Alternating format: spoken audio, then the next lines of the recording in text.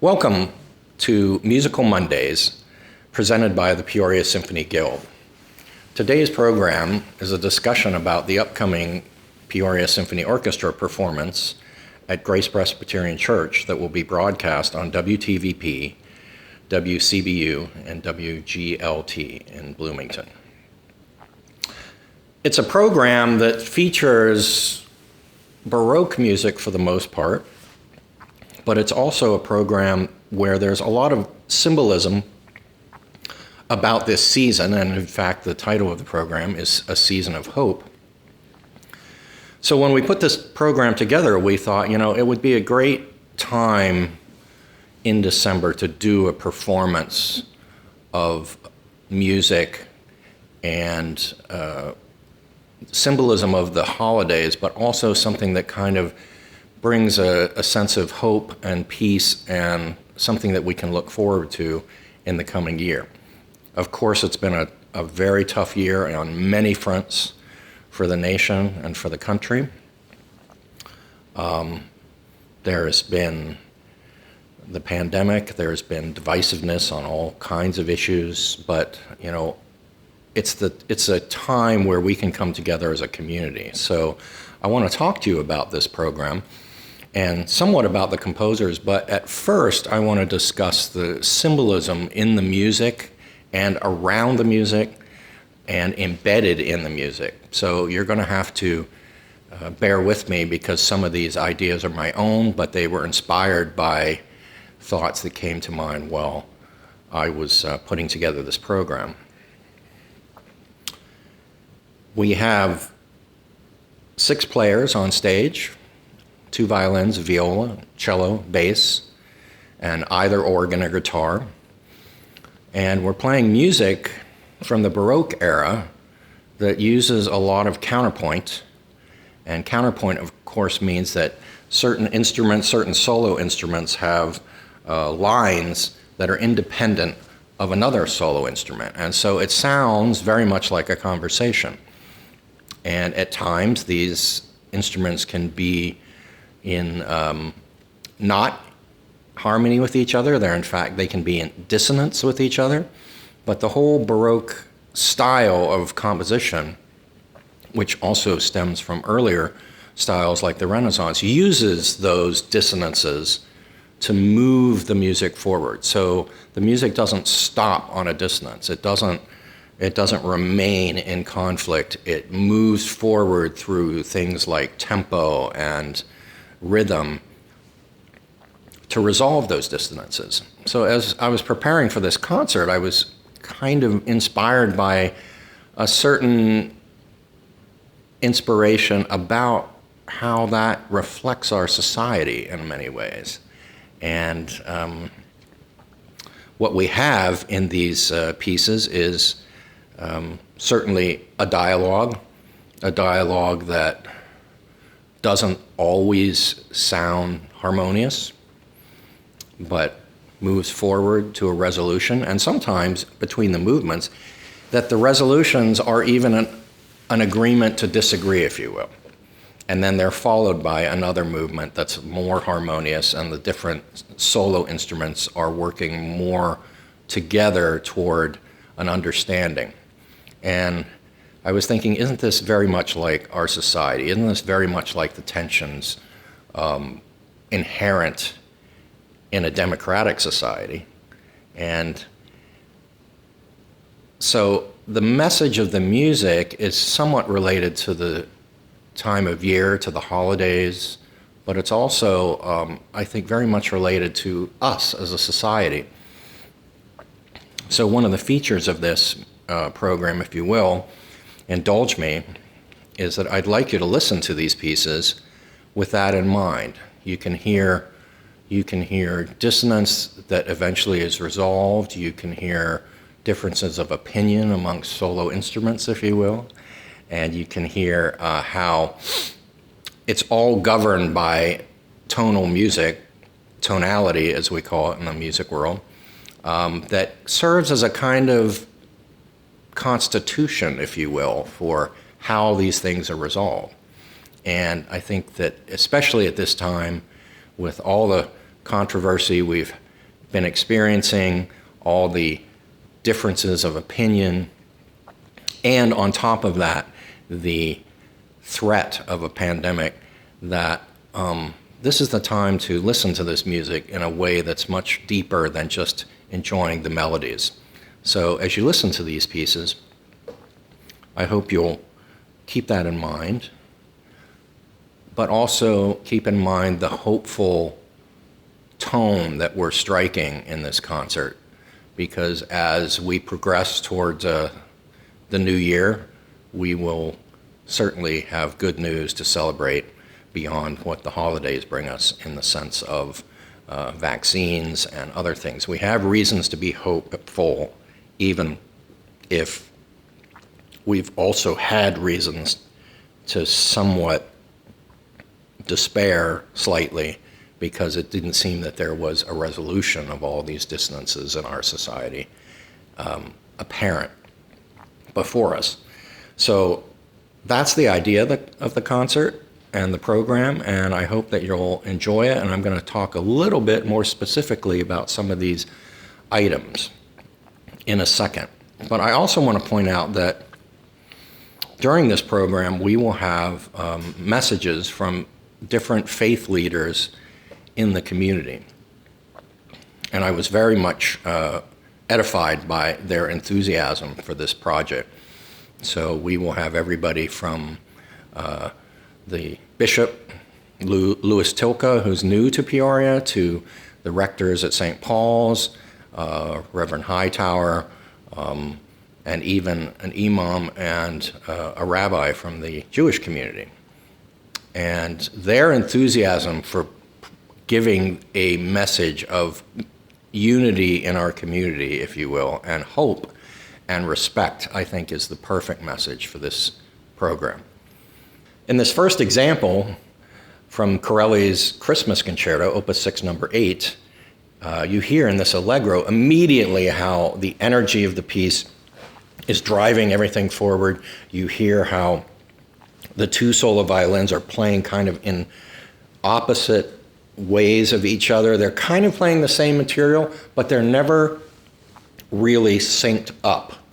And so what you end up having is this kind of counterpoint that causes an almost argumentative quality that eventually, in other movements, is resolved.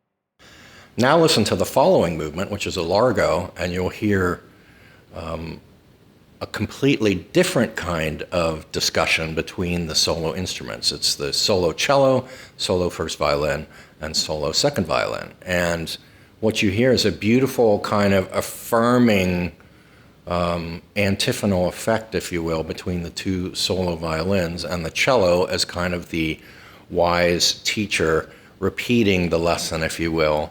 And the entire movement, even though there are aspects of counterpoint of dissonance in the playing, in the writing of the piece, what you hear is a dissonance that stems more from a desire to understand and not quite getting the idea or the issue at hand or the explanation that the other person is providing. And so rather than in a argumentative way of like, well, this is my opinion, the dissonance stems more from a spirit of, wait a minute, I don't understand, explain it to me again. And I think that this is one of the most beautiful movements of this Concerto Grosso. And I think you'll enjoy this example.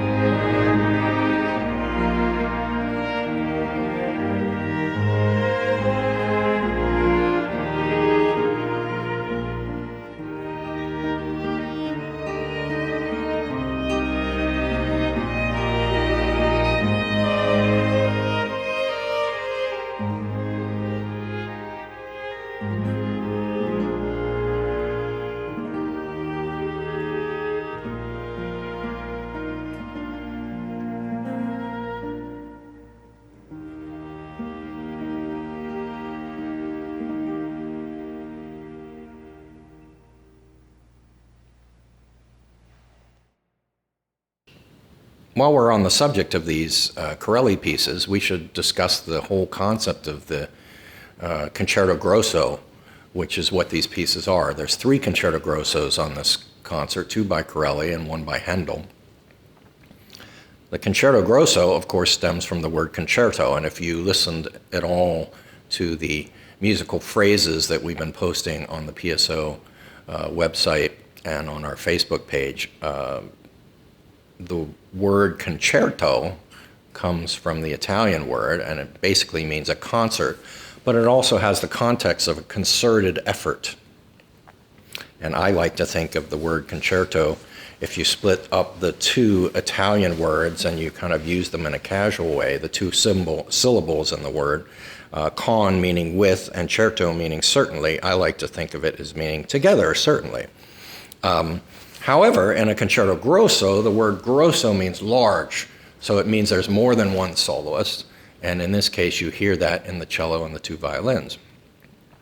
But even this choice of music in this genre, the concerto grosso, in the Baroque period, to me is symbolic societally of what the United States is, because you have a group of people and we're making a concerted effort, and in those concerted efforts there's never going to be complete harmony all the time, right? There's going to be discussions, there's going to be sometimes heated discussions, resolutions. So as you listen to the concert, keep that in mind. And so let's take an example from the Handel Concerto Grosso, which is from a larger work he wrote called Alexander's Feast. It was kind of an oratorio, like the Messiah, but it was a much longer work. And in the middle of this larger work, he would write these little concerto grossos or instrumental intermezzi that would kind of give the audience a different flavor for their ears, if you will, while the chorus was resting or the vocal soloists were getting ready. So this is called the Concerto Grosso from Alexander's Feast. It's in C major. But let's listen to the first movement. The two Corelli pieces are in the minor mode, and the Handel is in the major mode. It's in C major. But I think what you'll hear in this first movement is a kind of different society or a different gathering, the same players, but now it's more joyous and more celebratory. It has a kind of sparkle to it, actually, that I really love. And so this first movement, the Allegro, is kind of the epitome of this Concerto Grosso, if you will, for this particular piece.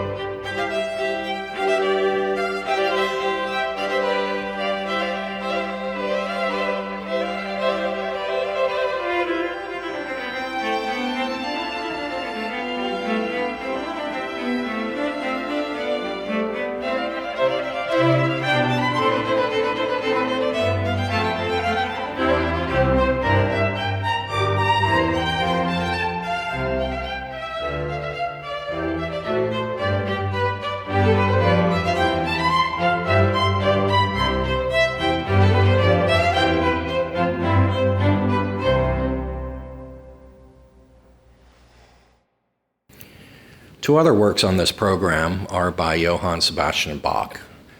And how could we get through this season and this program without including something from this great master? The interesting thing about Bach is that as a late Baroque composer who actually lived well into what we would call the classical, beginning of the classical era, Bach kind of brought together a lot of the things that had happened in the Baroque era and mastered them and then pushed them forward into an even more developed state. So Bach would have been very well acquainted with the music of Vivaldi, probably Corelli. Handel he would have heard, even though I don't think they met. I'm not sure about that.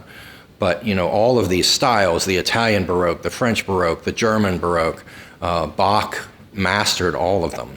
And what you're going to hear on this program is the famous Jesu, Joy of Man's Desiring, which is from one of his cantatas. The choral parts are played by Adam Garrick, organist at Sacred Heart Church. And you will hear the aria or the air from the third orchestral suite, which a lot of people call the air on the G string, and which is weird to me because it's not on the G string and it's not even in G major, it's in D major.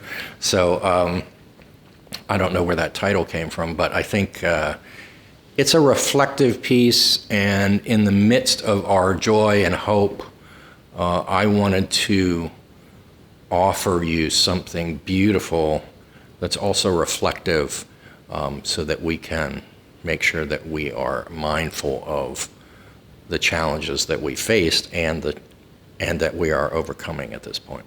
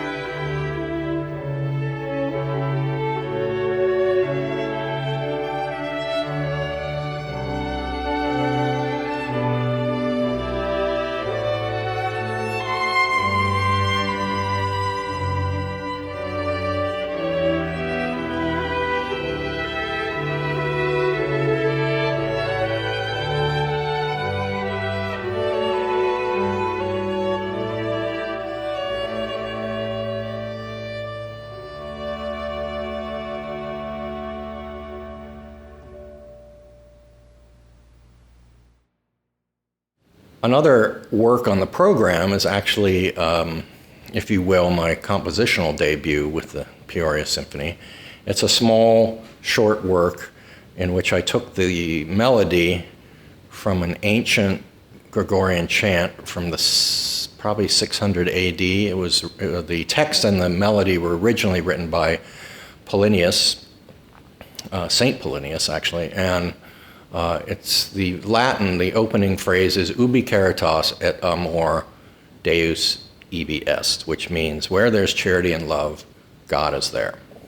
And I thought this was a wonderful message for us at this time during the holidays, for us to be charitable and respectful of one another, but also to just give us the idea that as a community we can still be one people even if we have many beliefs. The setting actually for me, which is interesting, is when I was working with that melody, I was thinking about other melodies that it reminded me of.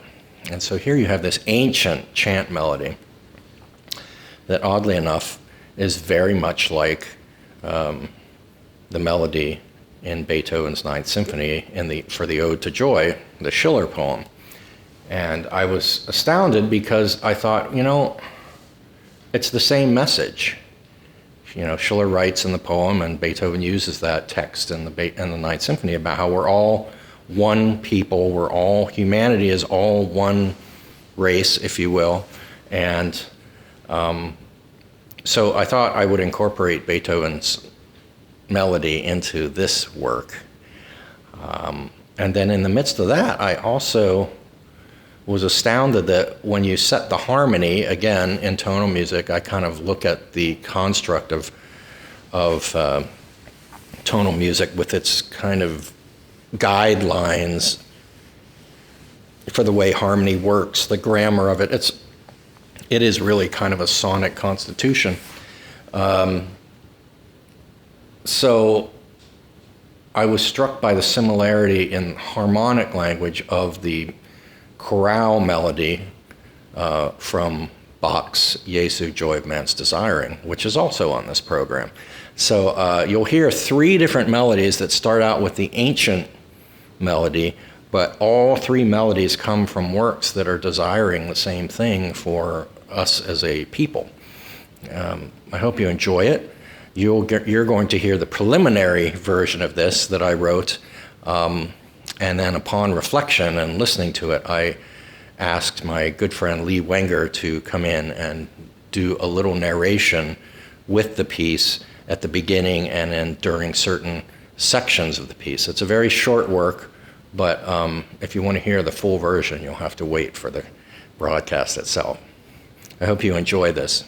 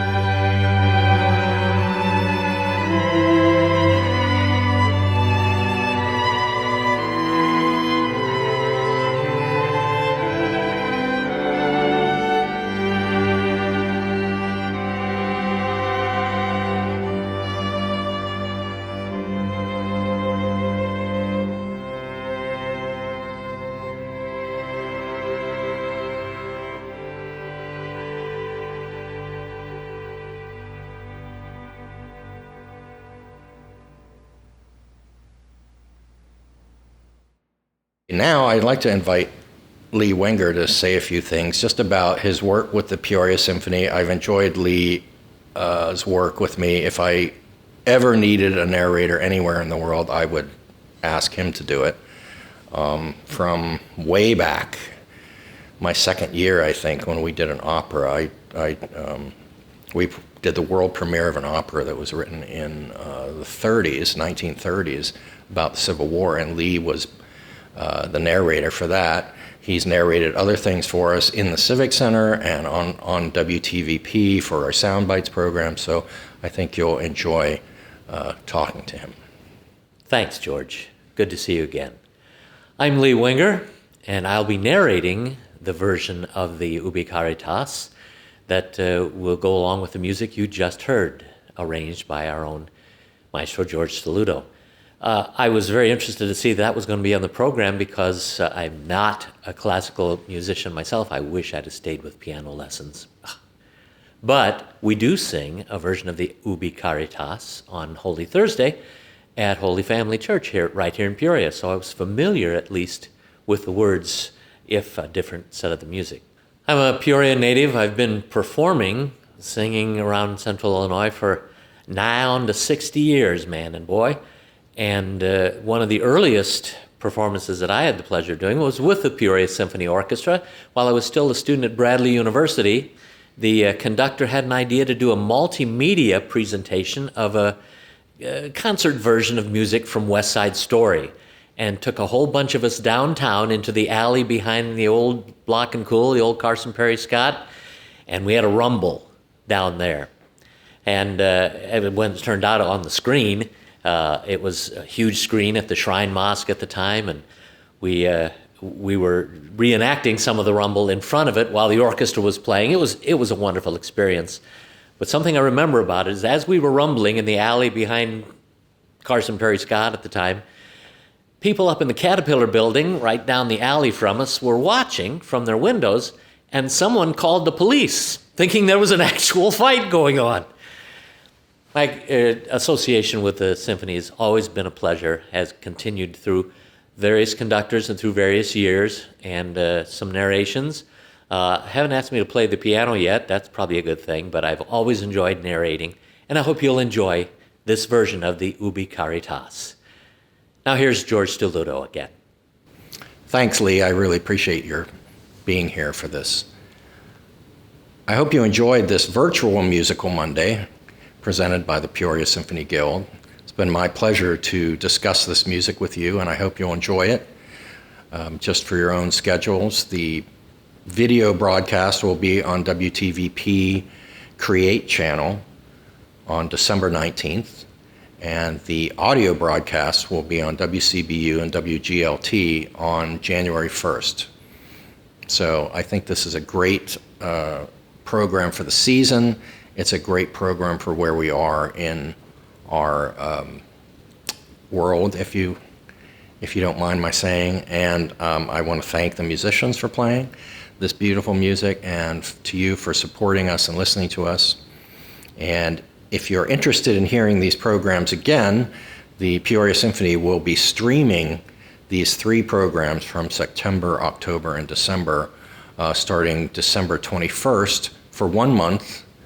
If you're a subscriber, you get to watch it for free. If you are a newcomer to the Peoria Symphony Orchestra, you can see them by purchasing access online, but you get a whole month to look at them over and over if you like them that much. Thanks for being here, and I look forward to seeing you in the new year, and happy holidays and happy new year.